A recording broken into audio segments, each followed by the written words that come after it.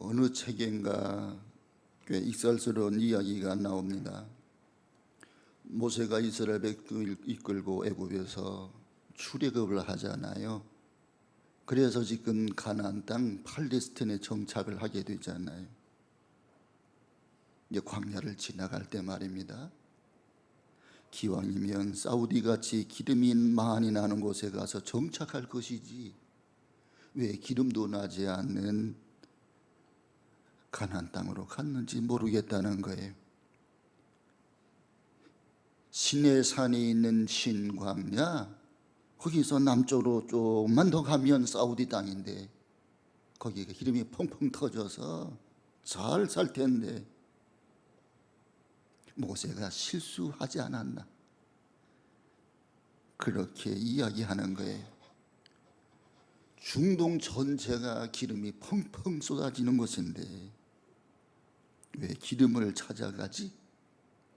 기름도 나지 않는 팔레스틴으로 갔느냐, 이 말입니다. 근데 여러분, 모세는 사명자입니다. 모세는 약속의 땅 가나안 땅으로 가는 것입니다. 왜 그렇습니까? 하나님께서 그렇게 말씀하셨기 때문이요. 아브라함, 이삭, 야곱에게 그렇게 말씀하셨기 때문이고, 하나님께서 이 구름 기둥, 불 기둥으로 그렇게 인도하셨기 때문입니다. 목적지를 향해 간 거예요. 세계에서 가장 긴 강은 나일강이고, 두 번째 긴 강은 아마존강이라고 그러고, 세 번째 강은 미국의 중앙부를 통하는 미시시피 강이라고 그래요. 근데 그 미시시피 강을 따라서 배로 여행하던 한 여행자가 지루했던 나머지 선장에게 말을 겁니다. 이 강의 발원지는 어디입니까? 선장은 난 모르겠는데요. 그러면 이 강의 최종 하구는 어디입니까? 선장이 그것도 모른다고 대답합니다. 그랬더니 그 승객이 이렇게 말해요. 선장은 아는 게 없구먼. 그때 선장이 이렇게 말합니다. 그러나 나는 어디쯤이 깊고 어디가 얕은지를 잘 알고 있습니다. 얕은 데로 가다가는 배가 좌초될 수 있습니다.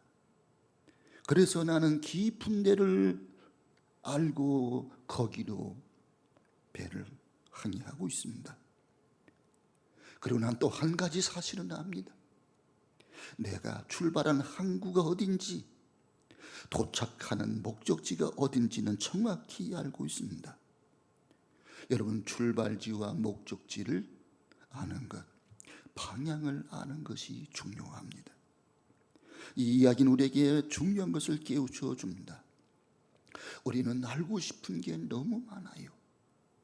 알고 있는 것도 상당한 양이 됩니다. 그런데 정말 중요한 건 몰라요. 해야 할 일, 그리고 가야 할 길을 알지 못합니다. 정작 중요한 것은 모르고 정작 소중한 것은 잊어버리고 삽니다. 여러분, 세상에는 고난이 많아요. 고난이 왜 왔는지, 고난의 최종 끝은 어딘지를 아무리 우리가 노력하고 책을 읽어봐도, 다른 사람 이야기를 들어봐도 알 길이 없어요. 죽을 때까지 그 원인을 찾지 못하고 죽습니다. 또 우리는 고난의 결과를 알고 싶어 합니다. 도대체 이 많은 고난의 마지막이 어떤 것일까? 죽을 때까지 생각해 모르기는 마찬가지입니다. 그러나 우리는 성경을 통해서 고난은 무엇이며 어떤 종류가 있으며 고난을 당할 때 우리 예수님은 어떻게 하셨는지, 고난 앞에서 예수님은 어떻게 하셨을까? 오늘 말씀의 제목입니다. 인생사는 고난의 연속입니다. 코로나19로 인해 오늘 당하고 있는 이 고난이 너무 심해지니까 지금 미국은 하루에 18만 명이 죽는다고 그러잖아요. 너무 극심해서 말세다, 끝장이다, 파국이다, 위기다 이런 이야기를 합니다만 이게 오늘만 그렇습니까? 역사를 보면은요, 인생 사는 고난의 연속이에요. 우리가 책을 봐도 그렇고 그리고 방송을 들어봐도 그렇고 그렇게 우왕좌왕 살필 것이 없습니다. 성경을 읽어보십시오.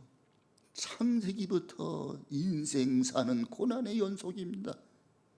욥기가 그렇고요, 시편이 그렇고 예언서가 그렇잖아요.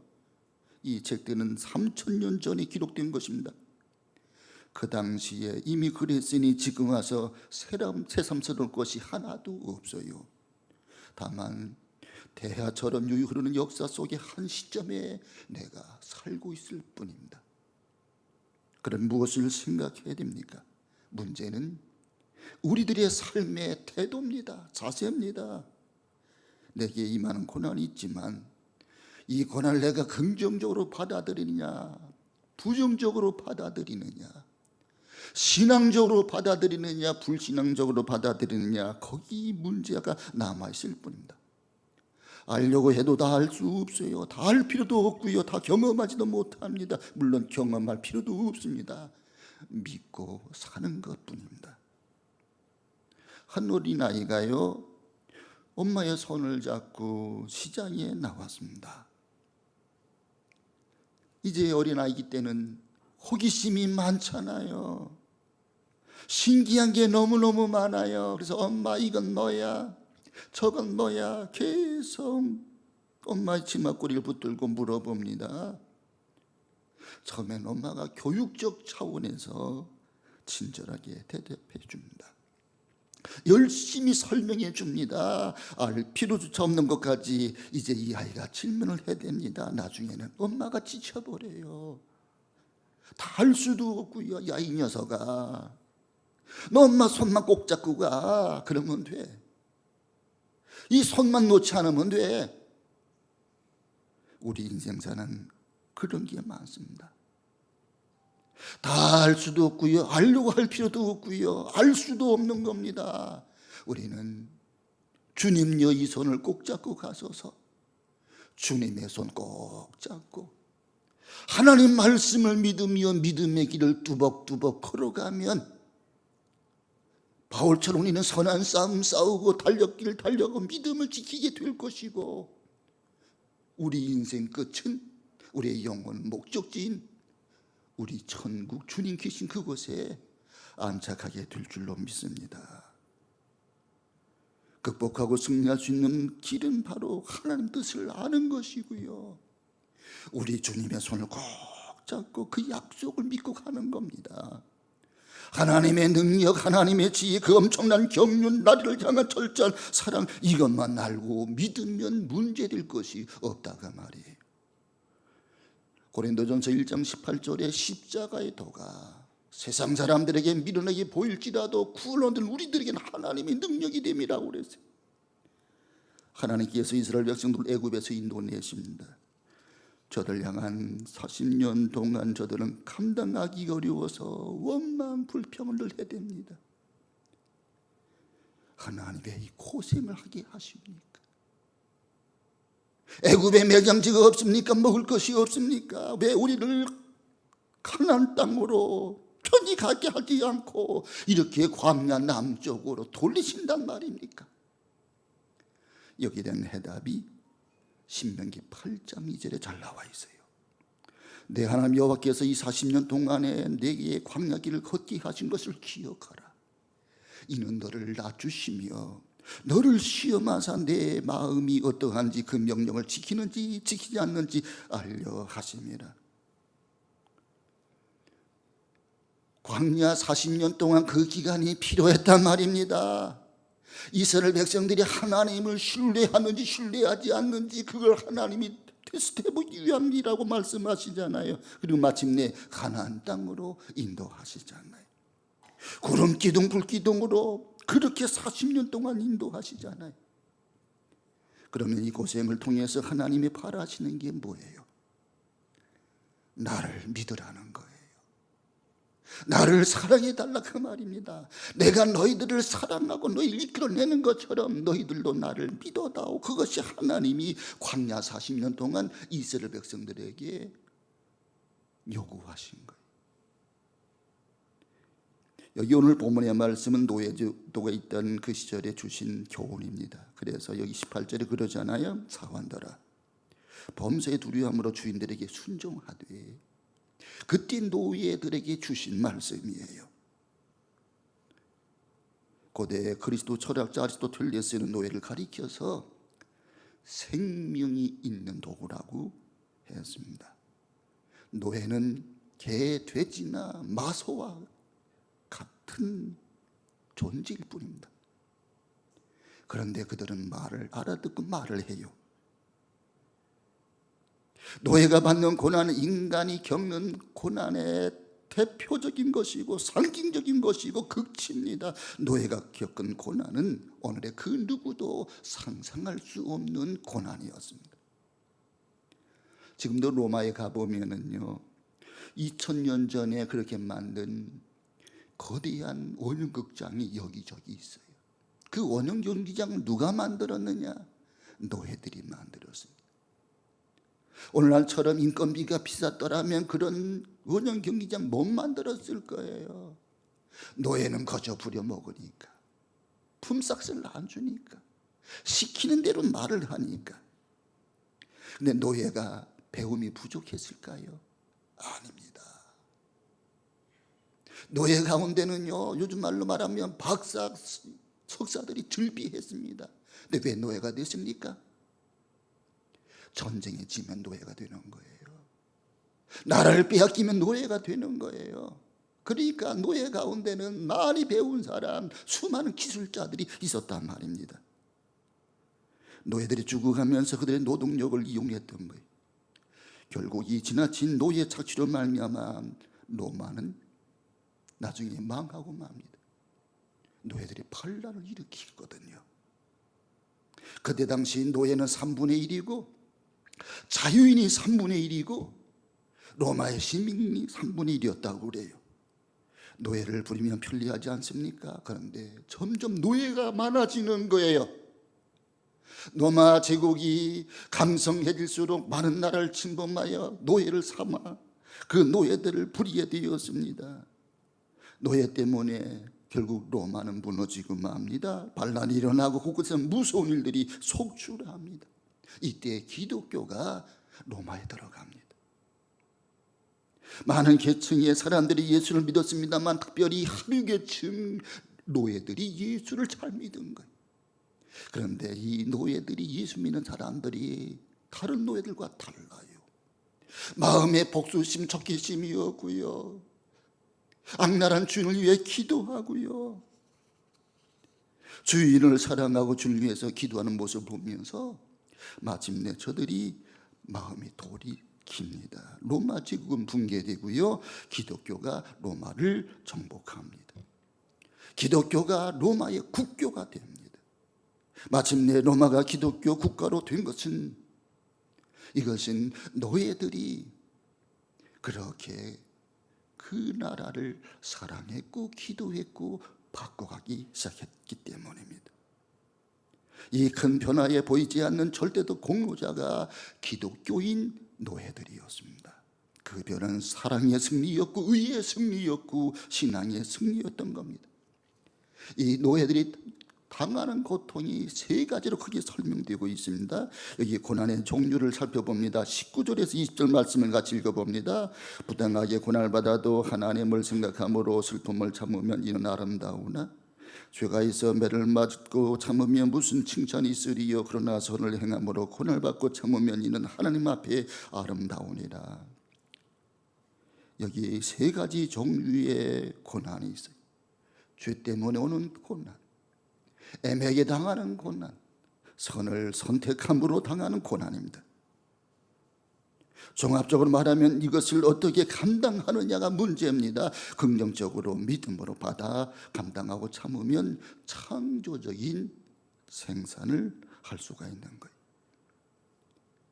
첫 번째는 죄가 있어서 당하는 고난을 말씀하고 있습니다. 20절 상반절이지요. 죄가 있어 매를 맞고 참으면 무슨 칭찬이 있으리요. 내 잘못으로 내가 당하는 고난이 대부분이에요. 여러분, 인생 사는 고난의 연속이라고 하는데 그 고난의 연속은 대부분 내가 죄를 지어서 당하는 고난입니다. 가만히 생각해보면 우리가 당하는 고난은 대체로 이런 겁니다. 내 잘못 때문에 젊은 시절 열심히 살지 않아서, 열심히 공부하지 않아서 좋은 직장에 못 들어가는 거예요. 내가 열심히 준비하면 이 자유민주국가에서는요, 경쟁에서 이기면 좋은 대학에 들어갈 수 있고 좋은 곳에 취직할 수 있어요. 대부분 그렇게 되는 거예요. 그런데 공부하지 않고 열심히 살지 않고 그러면 가난하게 살 수밖에 없고 인생을 어둡게 살 수밖에 없잖아요. 그 원인이 다른 사람에게 있다, 사회에 있다, 세상에 있다고 밀어붙이기 일쑤입니다. 여기에 대처하는 길은 회개뿐입니다. 내 잘못으로 내 죄로 인하여 당하는 고난이기에 회개하는 길밖에 없어요.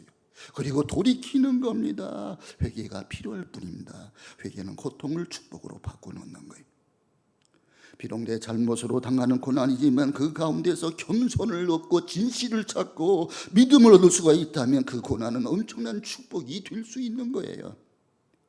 우리는 남의 경우, 내 경우 얼마든지 이런 감정을 볼 수가 있어요. 잘못 살았어요.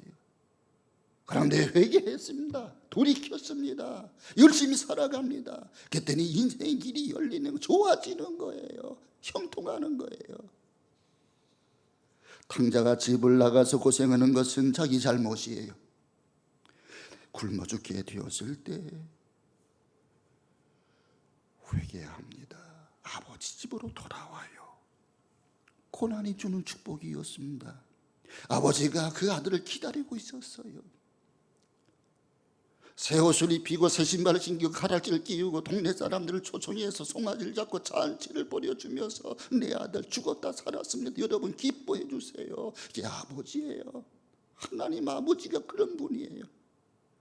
회개하면 축복의 계기가 되는 거예요.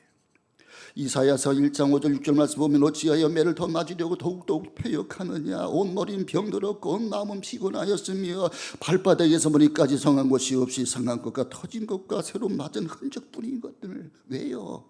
저들이 하나님 대신 우상을 선택했거든요. 타락하고 부패한 삶을 살았기 때문에 이런 고난이 오는 거예요. 그때 하나님은 사랑의 매를 가하는 겁니다. 그래서 북이스라엘은 아수르에 의해 멸망당하고 남유다는 바벨론에 멸망당하고요. 그때 저들이 멸망당하고 회개하게 됩니다. 매 맞을 때는 아프지만, 안 맞으려고 했지만, 그런데 매 맞는 것이 나중에 봤더니 그것이 참 소중한 거예요. 저는 어렸을 때 어머니로부터 맞은 적은 기억이 안 나요. 없었던 것 같아요. 내 아버지에게는 오직에 몇 번 맞았어요.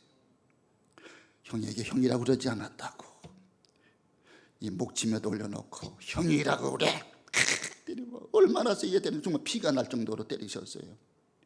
맞아가면서 형 미안해, 잘못해서 용서해줘. 매를 맞고서야 형이라고 제가 그랬어요. 이게 초등학교 5학년 때 같아요. 몇 번 오지게 맞았습니다. 그렇게 피가 나도록 때린 다음에 아버지가 그렇게 아파하는 거예요. 속상해하는 거예요. 울고 계신 거예요. 아버지의 사랑은 그런 거예요. 두 번째는 애매히 당하는 고난이 있습니다. 우리 한번 따라서 합시다. 애매히 당하는 고난. 19절 말씀입니다. 19절 같이 봅니다. 부당하게 고난을 받아도 하나님을 생각함으로 슬픔을 참으면 이는 아름다우나. 여기 부당하게, 애매하게, 아디코스, 영어로는 unjustly, 불공정하게, 불의하게, 부당하게 당하는 고난입니다. 왜 이 고난을 당해야 하는지 그 의미를 모를 뿐입니다. 그저 당할 뿐입니다. 사랑하는 친구가 보증 서달라고 그래서 도장을 찍어준 것뿐인데 그 친구놈은 부도를 내고 도망가 버렸고 그 빚을 자기가 다 따놔서 거리에 내앉는 경우들이 있잖아요. 애매당하는 고난이. 이웃집에서 불이 났는데 그 불이 내 집으로 옮겨 붙어서 내 집이 다 타버렸습니다. 애매당하는 고난이에요. 나는 정상적으로 운행을 했는데 미친놈이 술을 처먹고 중앙선을 넘어서 내 차를 들이박아 불이 났습니다. 한동대 이지선 교수 그래서 얼굴이 다 불타가지고요 흉측하게 됐잖아요. 이런 억울함이 어디 있어요? 다른 사람이 내 말 어쩌다 말려들어서 정말 무모하게 무의미하게 억울하게 고난당하는 경우가 얼마든지 있습니다. 깊이 생각해야 하겠습니다. 본문에서 말씀합니다. 애매하게 고난을 당하도 하나님을 생각함으로 슬픔을 참으면 이는 아름다우나. 아름답다는 말은 은혜가 된다는 말입니다. 하나님을 생각한다. 헬라말로 디아수네 대신에다 쓰는데 여기는 좀 더 깊은 의미가 있습니다. 이 수네 대신이라는 말은 양심이라는 거예요. 그러니까 양심이라고 하는 것은 감정적인 측면이 아니에요. 이건 지적인 측면입니다. 하나님을 알 때 내 지성이 분별력이 생겨요. 그래 선한 양심을 갖게 되는 거예요. 옳고 그른 것을 깨닫게 되는 거예요. 그 양심을 가지고 생각하면서 참으라는 겁니다. 바른 은혜를 생각하고 하나님과 나와의 관계를 생각하면서 참으라는 거예요. 하나님을 생각하고 참으면 은혜가 됩니다. 나는 그 의미를 잘 모르지만 하나님은 아세요. 나로서는 의미가 모르지만 하나님께는 의미가 있습니다. 우리에게는 우연이 있으나 하나님께는 우연이 없습니다. 우리에게는 우연적 사건이 있지만 하나님께는 섭리가 있을 뿐이에요. 난 도대체 이런 일이 왜 생겨야 하는지 모르지만 하나님은 분명히 뜻과 경륜이 있습니다. 이 점을 믿고 참으라는 거예요. 그러면 은혜가 된다는 거예요. 이것은 결코 무저항주의가 아닙니다. 이것은 사랑주의예요. 박애주의가 아니고 신앙으로 참는 거예요. 여러분 오케스트라에 가서 들어보면 다 앉았는데 연주가 시작되기 전 여러 악기들을 가진 사람들이 삑삑삑삑 하면서 이게 조율을 합니다. 그러면 그 사전에 미리 다 조율해 놓지 그랬나 이런 생각이 들 때가 있잖아요. 그건 불협화음이니까. 근데 이유가 있는 거예요. 미리 다 맞춰놓고 오면 또 틀려진다는 거예요. 그래서 그 현장에서 줄을 조정하는 거예요. 긴장하는 거예요. 팽팽하게 만들어놓는 거예요. 몸과 정신을 바짝 긴장시켜야 아름다운 음악이 나옵니다. 느슨하면 썩어버려요. 사람도 마찬가지입니다. 여러분 느슨해지면 신앙이 나태해지게 되는 거예요. 쓸모가 없게 되는 거예요. 군인은 훈련해야 됩니다. 그래야 유사시 군인은 나라를 지켜낼 수가 있어요. 요즘 군인들 훈련 안 시켜요. 문제입니다. 훈련 안 받는 군인이 유사시 전쟁이 나면 어떻게 전쟁을 수행한단 말입니까? 우리나라 역사가 증명하잖아요. 임진왜란, 병자호란 훈련되지 않았어요. 준비되지 않았어요. 통째로 당해버리고 말았습니다. 긴장해야 돼요. 깨어 있어야 됩니다. 우리가 왜 고난을 당하는지 모를 때가 많아요. 그러나 하나님을 생각해 보십시오. 하나님께 의미가 있어요. 그리고 믿음으로 참으세요. 그러면 은혜가 됩니다. 세 번째는 선택적으로 당하는 고난이 있습니다. 우리 한번 따라서 합시다. 선택적으로 고난을 당하자. 이게 20절 하반절입니다. 선을 행함으로 고난을 받고 참으면 이는 하나님 앞에 아름다우니라. 선을 행함으로 당하는 고난이에요.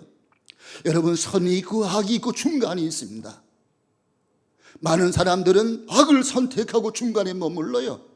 그런데 우리 그리스도인들은 선을 선택적으로 선택하는 거예요. 알고 당한 것이지 모르고 당한 것이 아닙니다. 불가피한 것이 아닙니다. 선택적인 것이고 자원적인 것입니다. 선택적인 고난만이 의미가 있어요. 여러분 코바디스라고 하는 영화를 보셨잖아요. 로마에 가봤습니다. 베드로가 예수님을 부인하고 로마를 떠날 때 낯익은 분이 베드로 앞을 쑥 지나가시는 거예요. 자세히 보니까 그분이 예수님이에요. 코바디스 도미네. 도미네는 하나님 주님. 코바디스 어디로 가십니까? 그래서 주님이 로마를 향해 들어가시면서 베드로가 코바디스 물었을 때 너를 대신하여 내가 다시 십자가를 못 박히러 로마로 간다. 베드로가 그 말씀에 회개합니다. 방향을 돌이킵니다. 로마로 갑니다. 로마에 가서 자기가 자원하여 자기 자신을 밝힙니다. 나는 주님의 제자 사도입니다. 그리고 십자가에 매달려 죽을 때 나는 거꾸로 매달아 죽게 해주시오. 베드로는 거꾸로 십자가에 매달려 주님의 고난을 자기 육체의 흔적에 채웠습니다. 이건 자원적인 순교입니다. 할 수 없어 당하는 것이 아니라 사랑하기 때문이요, 신앙 때문이요, 진리 때문입니다. 얼마든지 피할 길이 있습니다. 피하지 않고 차원에서 당하는 그런 고난이 의미가 있는 거예요. 그런 고난만이 의미가 있는 겁니다. 거기에 하나님의 은혜가 있고 축복이 있고 하나님의 약속이 있는 거예요. 의를 위하여 자청하는 고난이어야 되는 거예요. 여러분 교회도 마찬가지입니다. 교회를 할 때 내가 선택폭이 여러 가지가 있어요. 선이 있고 악이 있고 중간이 있습니다. 많은 사람들은 중간에 머물고요 악을 선택을 해요. 근데 정말 신앙이 있는 사람은 선을 선택을 합니다. 그래서 내가 참아요. 내가 십자가를 지는 거예요. 그래서 교회를 세워가는 거예요. 그게 믿음의 사람들이라 그 말입니다. 선을 행함으로 당하는 선택적이고 차원 높은 고난에 주님께서 축복이 있다고 말씀하는 거예요. 노예적인 고난이 아니라 주인된 고난입니다. 죄인이 당하는 형벌적인 고난이 아니라 크리스찬으로서 마땅히 자청하는 고난인 것입니다. 시험이나 징계적인 고난이 아니라 선교적인 고난입니다. 고난을 당할 줄 아는 데에 모든 승리가 약속되어 있는 거예요. 그러면 마지막 세 번째, 우리 예수 그리스도께서 고난을 당하셨는데 그걸 깊이 생각하자는 거예요. 21절 말씀을 같이 읽어봅니다. 21절 말씀, 이를 위하여 너희가 부르심을 받았으니 그리스도도 너희를 위하여 고난을 받으사 너희에게 본을 끼쳐 그 자취를 따르게 하려 하셨느니라. 여기에 주님이 본을 보이셨다. 그리고 그 자취를 따라오게 하셨다. 예수님은 12제자, 70인 전도인, 그리고 주님을 믿는 사람들이 주님을 본을 삼으라는 거예요. 그래서 주님이 본을 보여주신 거예요. 그래서 십자가를 지신 겁니다. 예수님도 그 십자가를 지는 게 너무나 힘들어서 아버지 할 만하시거든 이 잔을 내게서 옮기시옵소서. 그런데 십자가를 지는 것이 하나님의 뜻입니다. 십자가를 예수님이 지셔야 인간들의 죄를 용서받을 수가 있기 때문입니다. 예수님은 묵묵히 기쁘게 십자가를 지시는 거예요. 여기 보면 주님이 어떤 본을 보이셨는지 우리에게 말씀해 주고 있습니다. 첫째는 고난을 당하시지만 결코 죄를 짓지 않으셨어요. 고난을 당하는 사람은요 자신이 짓는 죄가 정당하다고 생각할 때가 많아요. 나는 가난하니까 도둑질해도 괜찮아. 나는 억울하니까 욕을 해도 된다. 모진 고생했기 때문에 반항을 해도 된다. 매를 맞았으니까 내가 욕해도 된다. 그런데 하나님께는요 그게 통하지 않는 거예요. 예수님은 죄를 짓지 않으셨어요. 어떤 고난이 있을지라도 죄를 지을 수 있는 정당한 권리는 우리에게 없습니다. 그 죄가 내가 당하는 순환으로 말미암아 정당화되지 않습니다. 하나님께는 정상 참작이 없는 거예요.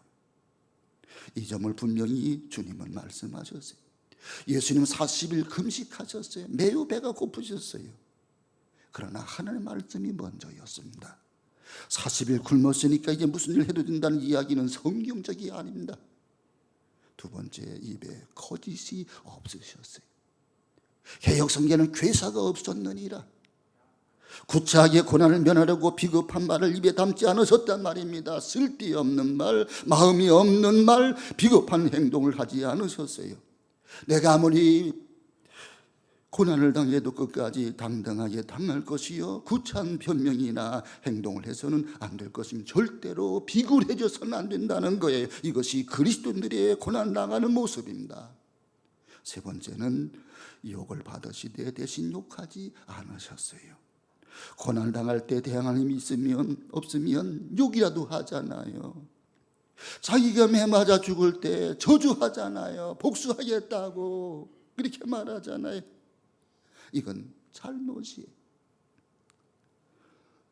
어느 젊은 여집사님이 목사님 못 살게 했어요.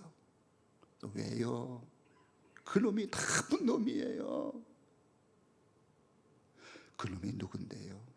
자기 신랑이요. 신랑이 자기를 자꾸 굿한다는 거예요. 다 듣고 나서 한마디 물었습니다. 집사님은 맞을 때 조용히 맞았습니까? 아니지요. 죽여라 자기가 그랬다는 거예요. 그래도 많이 맞지 않았네요. 죽이라고 했다면서요.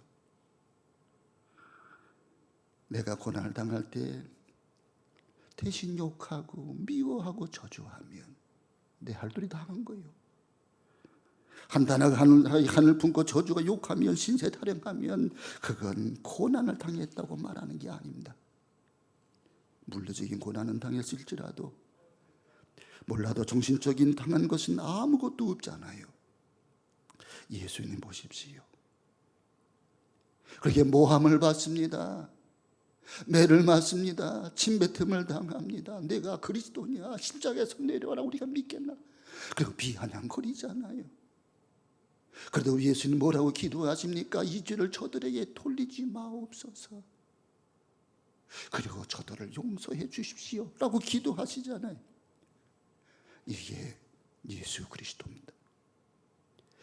이렇게 사는 사람들이 우리 크리스찬이라는 거예요.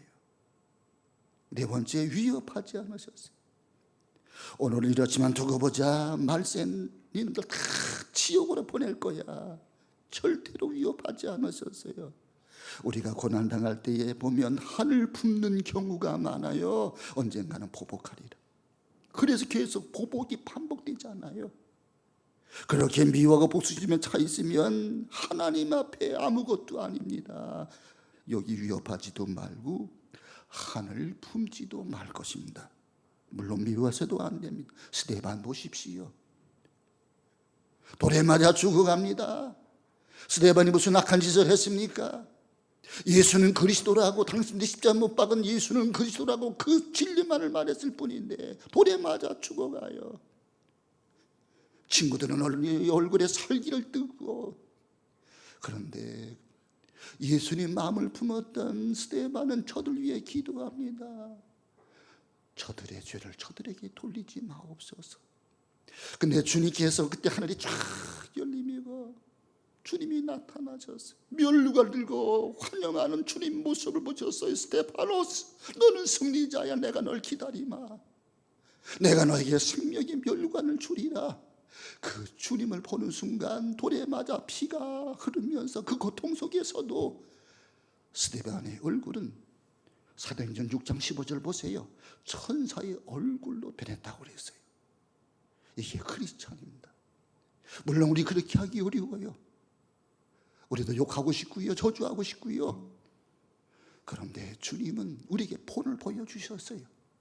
고난 앞에서 우리 그리스도인이 어떻게 살아야 되는 것인지를 보여주셨잖아요. 마지막 다섯 번째, 오직 공의로 심판하시는 분에게 부탁하셨습니다. 공의로 심판하시는 분은 누구예요? 재판장이신 하나님이에요. 그분께 부탁하셨어요. 내가 어떻게 되건 저 사람이 어떻게 되건 모두 하나님께 맡겨야 돼요. 내가 판단하고 정죄하지 말아야 돼요. 마태복음 10장에 보면 제자들을 파송하실 때 주님 말씀합니다. 너희는 핍박을 받아도 핍박하는 자를 위하여 기도하라. 그리고 오히려 복을 빌라. 그리스도인들에 당한 그런 고난 당하는 참된 모습을 말씀해 주십니다. 예수님을 재판하던 빌라도가 이런 모습에 납득이 가지를 않아요. 밤새도록 빌라도가 예수를 신문합니다. 죄를 찾아볼 수가 없어. 죽일 만한 죄가 없어. 그래서 네가 나에게 좀 석방해 달라고 말 좀 해. 너를 번뇌 좀 해. 그러면서 주님이 아무 말씀이 없으시니까 사람들 앞에 이 사람을 보라. Behold this man. 이 사람을 보라. 도무지 납득이 안 가는 사람이라는 거예요. 어떻게 죽음 앞에서 이렇게 태어날 수가 있나. 내가 너를 살릴 수 있으니 내게 부탁이라도 해봐라. 그러나 예수님 부탁하지 않아요. 구차 말씀하지 않아요. 누구 때문에 변명하지도 않아요. 미워하지도 않습니다. 빌라도는 이런 예수님 도무지 이해할 수가 없었던 거예요. 그가 정신적으로 예수님께 완전히 굴복당하는 모습을 보게 됩니다. 여러분, 예수님께서는 우리에게 본을 보여주셨어요. 그리고 따라오라고 말씀하세요. 우리가 어렸을 때 이 글씨를 배울 때 잘 쓴 모범 글씨를 밑에 깔고 그 위에다 이 노트를 펴놓고 그 글자 그대로 따라가잖아요. 그게 본입니다. 본. 그 예수님이에요. 예수님이 본을 보여주셨어요. 고난 앞에서 어떻게 살아가야 될 것인지. 고난을 당하거나 결코 죄를 짓지 않으셨어요. 입에 거짓이 없으셨어요. 욕을 받으실 때 욕하지 않으셨어요. 위협하지 않으셨어요. 오직 공의로 심판하신 하나님께 자기 영혼을 맡기셨습니다. 아버지여, 내 영혼을 아버지께 부탁합니다. 그리고 우리에게 본을 보여주셨어요. 우리가 이 고난의 시기에 어떻게 살아야 됩니까? 누구를 따라가야 됩니까? 예수를 따라가시기 바랍니다. 고난 앞에 우리 예수님 어떻게 하셨는지 믿음의 주여 온전케 하신 예수를 바라보라. 그리스도를 본을 따라갈 때 우리는 담대해질 수 있고 용기를 낼 수 있고 승리할 수 있고 영광을 얻을 수가 있습니다. 그러므로 사도 야고보는 말합니다. 시험을 만나거나 온전히 기쁘게 여기라. 약속하신 생명의 면류관을 얻을 것입니다. 그런 은혜의 길을 걸어간 우리 모두가 되실 주 이름으로 축원합니다. 하나님 아버지